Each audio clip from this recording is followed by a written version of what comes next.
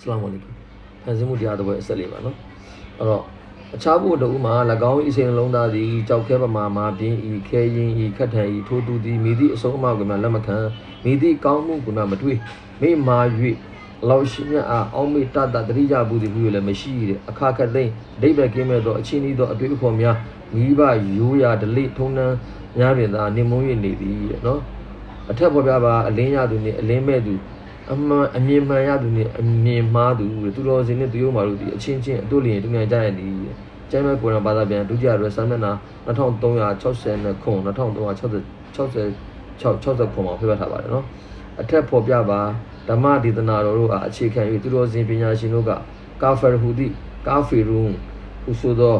ရင်းမြစ်စကားမှဆင့်သက်၍နှလုံးသားတွင်အဝိဇ္ဇာမောဟအလွာဖုံးအုပ်နေသဖြင့်ဉာဏ်မျက်စိကန်းဒီနှင့်အမျှသစ္စာအမှန်ကိုလက်မခံညှင်းဆန်ကကျေးဇူးကမ်းသူများဟုဖွင့်ဆိုကြပြီစဘာစီတွင်စဘာခွန်များဖုံးအုပ်နေတဲ့ကဲ့သို့နှလုံးဉာဏ်တွင်မိစ္ဆာအခွန်ကာယံခြင်းဖြင့်ခိုင်းတိုင်းတင်ပြကြပါသည်အလောရှိမြတ်သည်မိသည့်လူတဦးတစ်ယောက်အဖို့မျှ၎င်း၏ခန္ဓာကိုယ်၌စိတ်နှလုံးတစ်ခုပြုလုပ်တော်မူခဲ့သည်မဟုတ်ပေကဏ္ဍ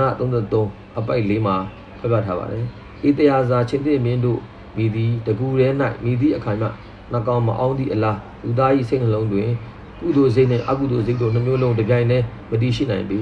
အကုသိုလ်ကင်းနေသောသူတော်ကောင်း၏နှလုံးသားသည်တန့်ပြန့်အေးချမ်းတည်ငြိမ်၍တဏှိဒုက္ခစိုက်နေကအတိညာဥစီ၏စိတ်နှင့်ကိုယ်တစ်ထက်တည်းမရှိဘဲတတိမကတ်နိုင်ကြကုန်သောမသူတော်တို့၏စိတ်နှလုံး၌အမိအမ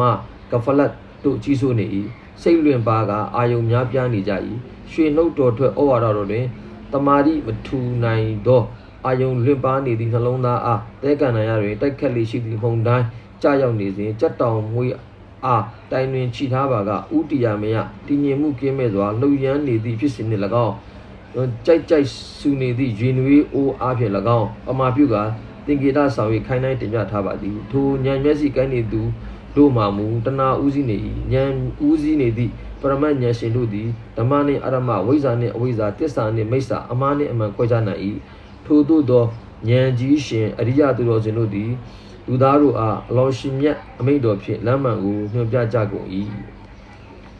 အဲ့ဒါဒီဘူးတော့နော်ကဏ္ဍ26အပိုက်89ကဏ္ဍ9အပိုက်26ကဏ္ဍ18အပိုက်28ကဏ္ဍ10အပိုက်43ကဏ္ဍ2အပိုက်18ကဏ္ဍ22အပိုက်46ကဏ္ဍ91အပိုက်8ကဏ္ဍ21အပိုက်83ကဏ္ဍ32အပိုက်24ကဏ္ဍ18အပိုက်19တို့မှာလေ့လာနိုင်ပါတယ်ခင်ဗျာ